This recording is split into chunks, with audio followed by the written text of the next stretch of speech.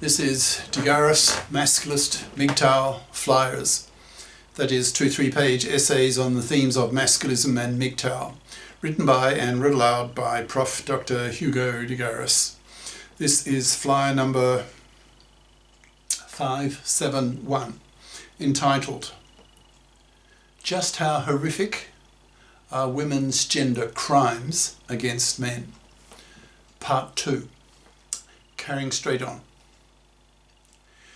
If I divorce my fluffy wife, I'll probably get divorce raped. I'll lose custody of my kids with 90% probability. I'll lose the house I'm paying for so she can raise her kids in it. I'll be forced to pay for my kids, whom I'll barely be allowed to see. I'll lose half my wealth and stuff to her, the fluffy man-slaving parasite. And since she's a real fluffy who studied real fluffy crap, really economically useless, fluffy garbage that the economy doesn't value, she would earn pittance if she tried to get a job, since she is economically incompetent. So I'll probably be forced to pay her alimony for the rest of my life, and she will not be legally nor morally obliged to get off her fat, parasitic ass and fip up. So she will parasite off my money and labour till I die. I'm becoming more masculist and MGTOW by the month as I keep watching these masculist videos. So I want to see society fipped. I want to see the fipping of women by men, masculisted men, putting real moral pressure on women to fip up or be rejected by masculisted men, in brackets, who will be most men in time, close brackets.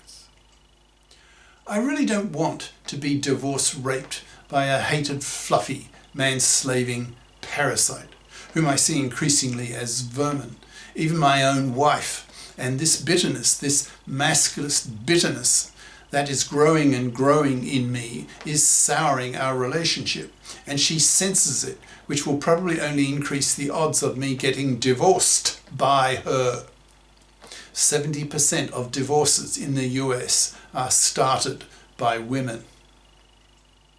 I suspect that my wife lied to me about the birth of our second kid. She told me she was on the pill at the time of conception.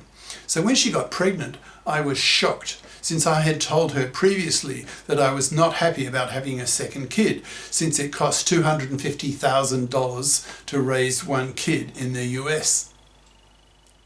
She just flippantly told me that she must have forgotten to take the pill for a few days and that the pregnancy was an accident.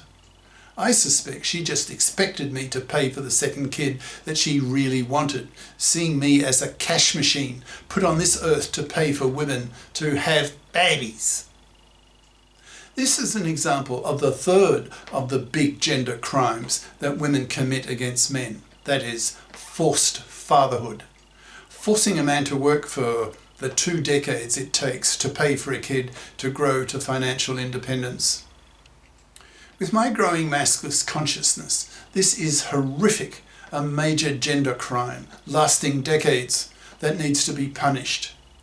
If I look into a crystal ball, I'll probably see myself 5 years from now, and I'm single, living the MGTOW lifestyle, not paying for women, not being a man-slave for a woman, not being divorce raped by a woman for a second time, and not being forced into paying for a kid I don't want.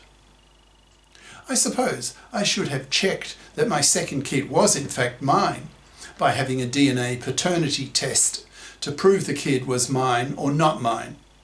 I heard that in the UK, in the lowest socio-economic class, 1/3 of pregnancies involve paternity fraud, where the mother lies to her man that the kid growing inside her is his, when she knows it's not, or might not be, because she fucked another man at the time of conception.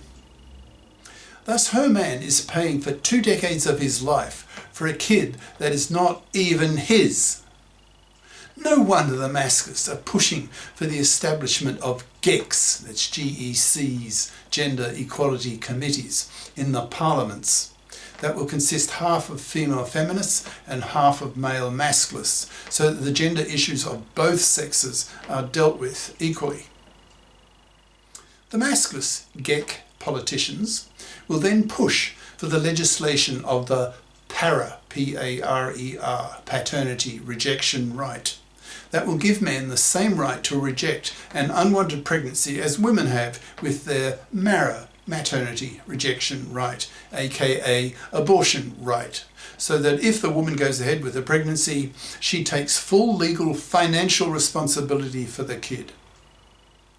The masculist politicians in the GECs will also legislate the OPTAB, O-P-T-A-B, obligatory paternity testing at birth for all births, to combat women's paternity fraud, so that the man can use the para if the kid is not his, and prosecute her for lying to him and putting her behind bars for 15 years for paternity fraud, a major gender crime against men, worse than rape, which usually gets a man 10 years behind bars.